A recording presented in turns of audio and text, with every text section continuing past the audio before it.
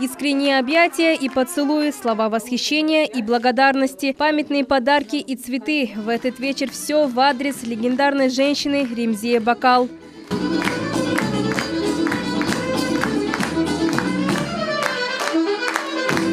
В этот день маленький читальный зал библиотеки превратился в настоящий камерный театр. Артисты крымско-татарской эстрады, а в первую очередь ученики Ремзие Бакал танцевали для своей наставницы, хореографа с большой буквы. Они не скрывали гордости за то, что их учила именно она.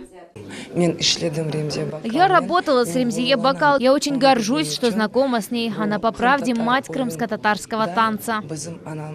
Балетмейстер Крымско-татарского академического театра Мунир Аблаев с восхищением вспоминает каждое ее выступление. Рассказывает, что перенял у Ремзие Ханум очень многое. Именно благодаря ей научился связывать мелкие элементы, без которых танцы, особенно крымско-татарские, не казались бы такими пластичными. Теперь же Мунир Аблаев сам знаменитый хореограф.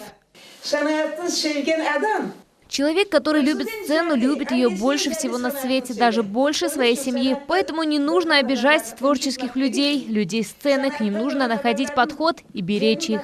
Ремзие Бакал не просто гениальный танцор и балетмейстер, но еще и талантливый педагог. Все время ею движет страстное желание научить, передать и поделиться. Поэтому на этом вечере ни один начинающий артист не остался без должного наставления.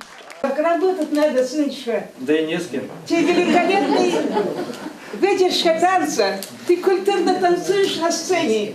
Осанка красивая. А потом говорят у нас, работать над собой надо.